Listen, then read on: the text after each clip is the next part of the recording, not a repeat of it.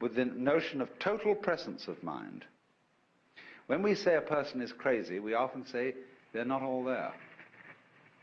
Now go to the opposite of that and visualize a person who is completely there, or who is completely here. A person who lives totally and absolutely now. That doesn't mean he's incapable of thinking about the past or the future, because thoughts about the past and about the future are included in the present. You have them now. But imagine the kind of person who is not distracted, who when he talks to you, it really gives you his whole being, who doesn't, as it were, look over your shoulder and wander off to something else. Somebody who, first of all, he's completely here, and he's so much here that you can't phase him. Now, this idea of phasing is crucial in Zen. You see, I referred a moment ago to attachment, that Buddhism is living free from attachments. And I made the point that this is not abandoning a sense of a good appetite for dinner, but it's stopping sticking. In psychological jargon, you don't block. A mind of no hesitation, it's sometimes called. In Chinese, the phrase mo zhi chu is used, of going straight ahead. So supposing somebody walks up to you on the street and says, "Are you saved?" Now, most of us who are intelligent people feel embarrassed by such a question. You know, what's this wretched Salvation Army person or Jehovah's Witness doing asking me whether I'm saved or not? And we're all a little bit, you know, what do you do with a nut like that? So, but as in Zen, this is a perfect moment to respond, see? To the most embarrassing question, are you saved? But Zen comes back in a very funny way. In Zen, one doesn't give philosophical answers to a question like that. You give practical answers. I had a boiled egg this morning.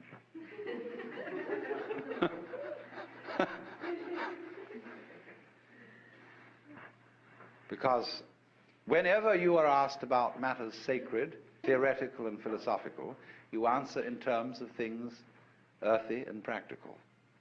But then on the other hand, when you are asked about things earthy and practical, you answer in terms of things religious and philosophical.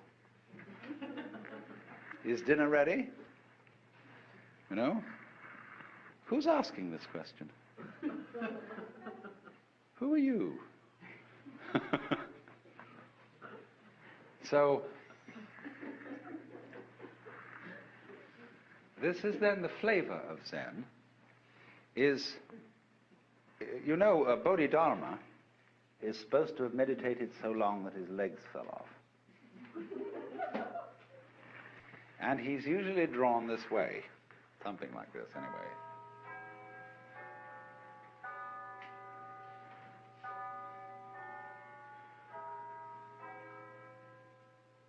It looks like a shmoo.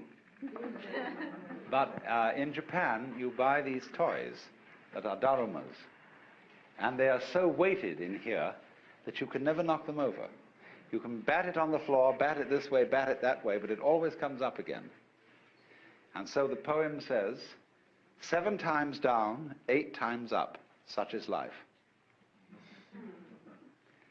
So this is the principle of not being phased, not being attached. So to play the game, you can't phase me. Now, this is very important in the art of lifemanship, fundamental gamesmanship. Because you see, when the Zen monks moved into Kyoto, they took over the best part of town. Simply fantastic how this happened.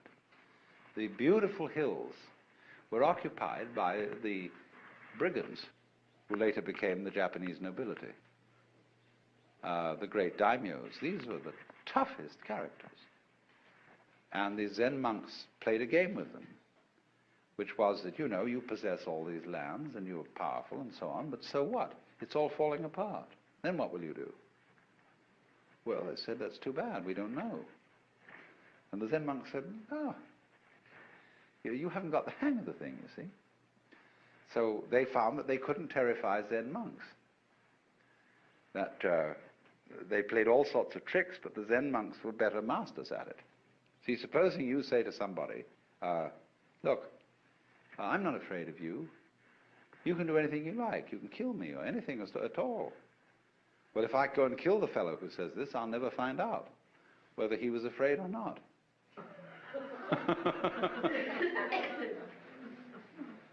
So they outfaced these people and said, we have a secret, you see, that you don't have.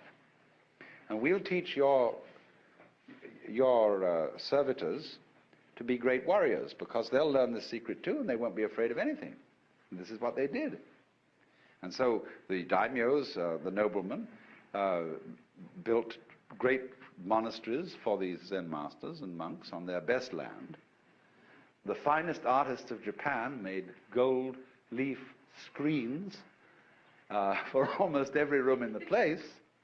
And although nobody owns anything individually, the community owns it collectively with the protection of the daimyos. And they had a tremendous scene going. Now, to us that sounds extremely weird, even immoral. You don't expect religious people to do things like that. No, I know you don't, if the religious people are self-righteous and have no humor. But these people didn't go around pretending that they were specially good. They didn't dupe themselves. They were people who understood what human nature is, that in every one of us there is an element of irreducible rascality. In Jewish theology, this is called the Yetzer Hara, Yezerhara, the Yetzer Hara, the element of irreducible rascality, which was created by God, because God has one too. And that's why when you are really affectionate with somebody else, when, for example, men, I don't know what women do in their private lives between each other, but men, as we all know, say to someone they're very fond of, why, you old bastard. You know? Just like that, you know, there's a certain way of saying to a person, there's a certain glint of recognition. And so there's a Zen poem which says, when two Zen masters meet each other on the road, they need no introduction. When a thief meets a thief, they recognize each other instantly.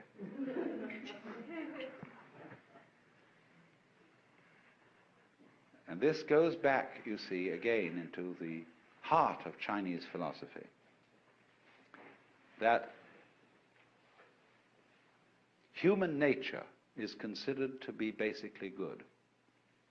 And even the rascally elements of it are good. They are the sort of salt in the human stew. There has to be this little thing that human passions and that the natural contentiousness and greed or whatever that we have is an essential element in our makeup. And that when people lose sight of that, they go mad. Nothing, for example, is more dangerous than a saint. That is to say, an unconscious saint who thinks that he is right and who endeavors to live an absolutely pure life and to eliminate all selfish thoughts. Somebody who undertakes that task is going to be a menace to all around, because he loses his humor. He loses his real humility, which is knowing that after all, since we're humans, we have certain needs. We need to eat, we need sex, we need this, that, and the other. And this sort of has a quality of humor to it.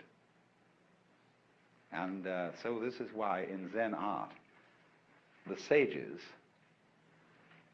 are always drawn to look a little bit like bums. You know that Putai, or Hote as he's called, what's called the laughing Buddha, the fat Buddha with an immense belly, and carrying around an enormous bag of rubbish, into which he indiscriminately puts anything he finds around and then gives it away to children. This is the sort of type which the Chinese call the old rogue. And the old rogue, as a type of the poet, sage, monk, and scholar, you see, is greatly admired. He's the non-violent brigand,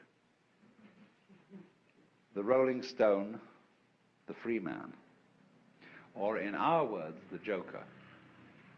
The joker, you see, is the card that can play any role in the pack. So then, Zen developed in China after Bodhidharma's time and came to a sort of golden age in the Tang and Sung dynasties. The golden age of Zen lies between 713 AD and approximately 1100, 1200, 11 to 1200. That's the great creative period in which all the marvelous masters emerged and during which Zen exercised a profound influence on the development of Chinese poetry and painting, calligraphy and scholarship. Then, between 11 and 1200, it shifted to Japan and underwent a new development, rather different in quality and in tone. And after it had done that for some curious reason, but it's a very complicated historical question, it slowly faded away in China. So that as we find it today, it is principally a Japanese phenomenon, and it is slowly fading in Japan and slowly growing in the West. It's a very funny thing. Now then, let me indicate what Zen training, what its method is. How does it work? I said before, what is involved is a dialogue, an interchange between two people. One who's defined himself as a student and has therefore defined the other as the teacher. There is no teacher until a student arrives, no problem until a question is raised. So students create teachers. If you ask a question, you get 30 blows with a stick. If you don't ask a question, you get 30 blows with a stick. Because you put yourself in statu pupillari. You've defined yourself as having a problem. Now, nobody really has a problem, but the Maya, the game of life, is to pretend that you do. Going back to fundamental Hinduism, the Godhead, or the Self, pretends it's all of us, and so gets lost, and so has a ball, and dreams all this goings on. So when you're on your way out from the dream, it suddenly occurs to you that you have a problem. Life is suffering. You would like to get out of this. So one such student went to a Zen master and he said, "We have to dress and eat every day. And how do we get out of all that?" In other words, you might ask the question in this way. We have to work, get up Monday morning, go to the office, do all this routine, sell something and so on. How do we get out of the rat race? So we have to dress and eat every day, and how do we get rid of all that? And the master said, "We dress, we eat." The student said, "I don't understand." He replied, "If you don't understand, put on your clothes and eat your food." Now, this is the kind of dialogue so characteristic of Zen. So the position is this. The master, on being approached by a student about the problem of life, says, "I have nothing to teach you. I'm a Zen master. I have nothing to say. Zen is not words. And furthermore, everything is perfectly clear." There was a Confucian scholar who went to a Zen master and said, "What is your secret teaching?" And he replied, there is a saying in your own teacher Confucius which explains it all. Don't you remember when Confucius said to his disciples, "Do you suppose that I'm concealing something from you? I've held nothing back." And the scholar didn't get this. So a few days later, they were walking together in the mountains, and they passed the wild laurel bush. And the Zen master said to the Confucian scholar, "Do you smell it?" He said, "Yes." He said, "You see, I'm holding nothing back." So the position of the Zen master is, there is nothing to tell you. There is no, we're not offering you any panacea, any solution, any doctrine, any big goodie to the problem of life. Because the problem is an illusion. Well, then the student under these circumstances thinks, well, this is some sort of a come-on. He's testing my sincerity. And of course, the nothing which he has to teach is the mystery of the great void. See, he doesn't take it as meaning just plain old ordinary nothing, but the great void. And so he persists. And the teacher makes him persist until he gets way out on a limb.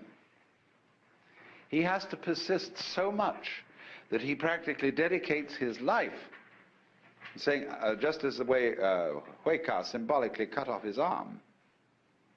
The student is put in the position of dedicating his life to solving this thing and getting what that teacher has. And of course, there wasn't anything all along, but he's been put in that position.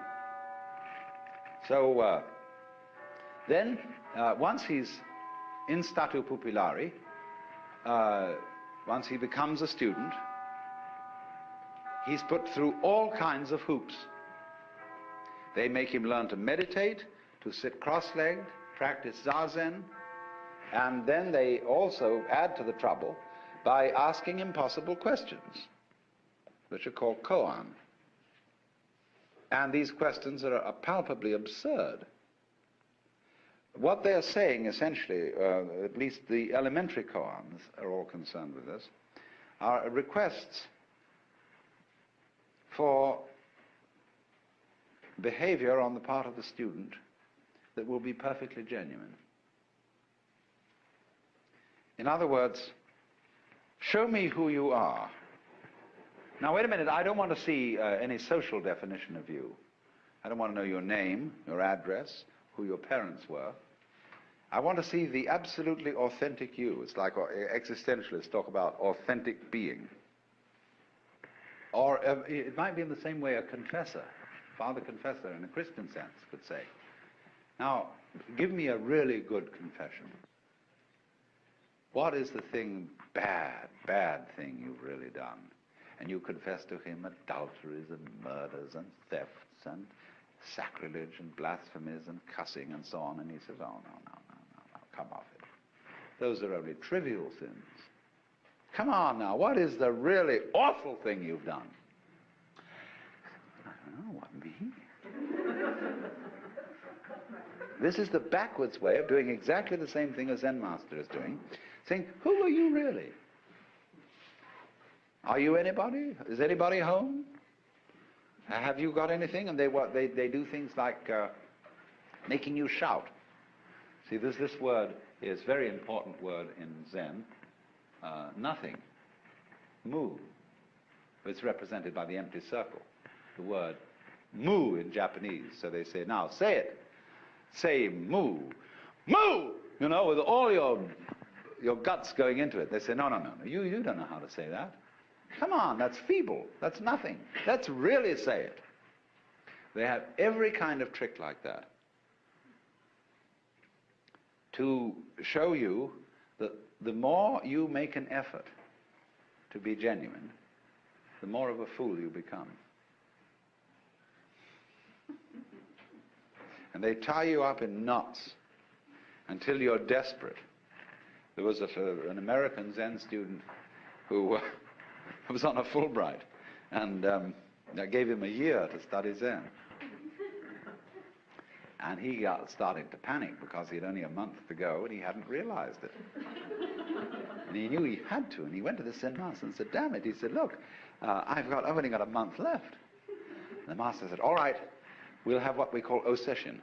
You know? O-session is an intense meditation practice where you only sleep 3 hours a night sort of thing, and you meditate all the rest of the time.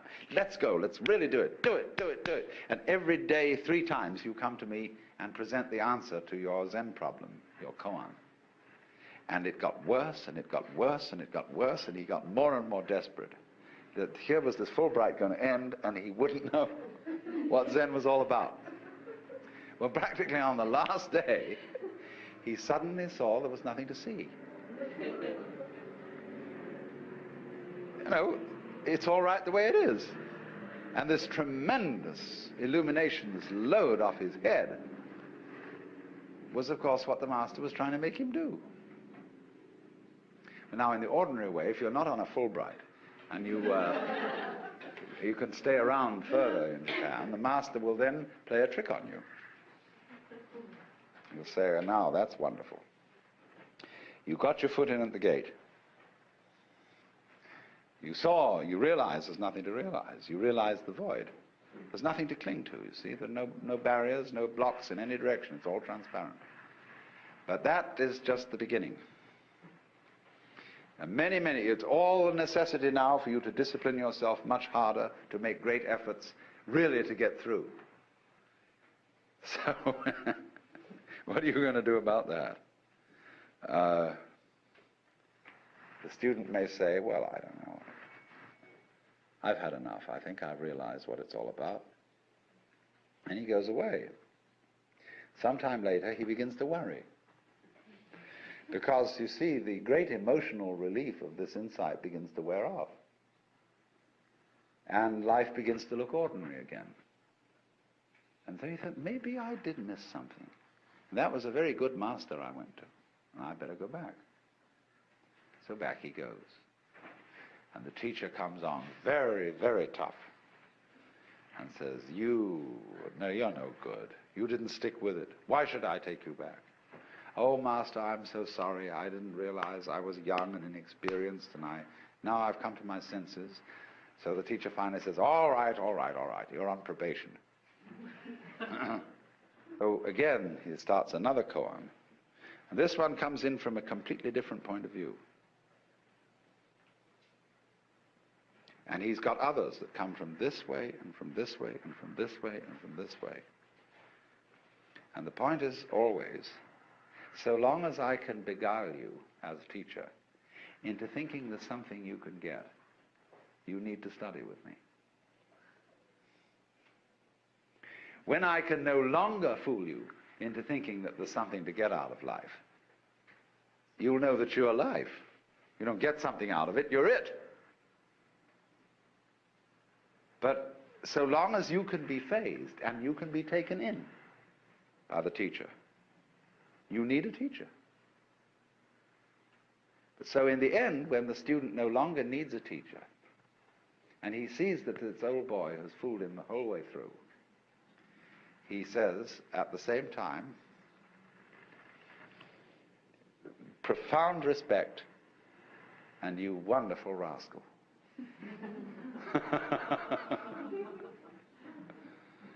There's a very strange thing in the, I've poked around a good deal lately in Japan among American Zen students to find out what's going on. And they tell me that the initial come-on of a Zen master is very tough and very authoritarian and paternalistic. But as you move in, he turns into your older brother and is a person you feel going right along with you, beside you, helping you in this thing, full of friendship and compassion and everything. But occasionally he will suddenly turn and bring on the authoritarian stuff. But they do it in a very strange way. There was a Zen master who on a Saturday morning, when he should have been woken up at 8 o'clock, was woken up at 7, or whatever the time was. No, he should have been, He should have been woken up at 8 on Saturdays and 7 on weekdays. So this was a Saturday, and his attendant monk came and woke him up at 8. He was immediately looked at the clock and was absolutely furious that he'd been woken up an hour late because he didn't know it was Saturday. So he struck out at this monk in a rage. And the monk said, "Master, but it's Saturday." He said, "Oh." Anger disappeared, absolutely serene, no apologies.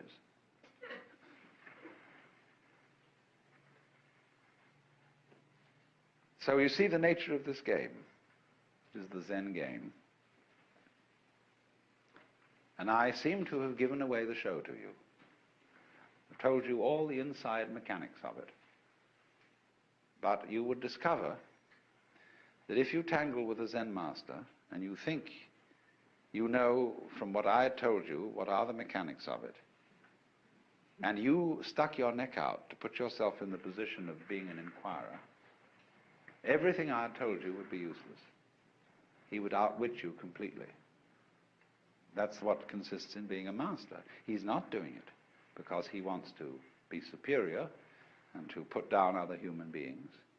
He's doing it out of great compassion because he feels he knows something which if you could find out, you would just be so happy and would want to give it to everybody else. But you can't give it away because everybody's got it. What you've got to make them do is to see that they have it and that you don't give it to them. And that's the most difficult task. Difficult task. Difficult task.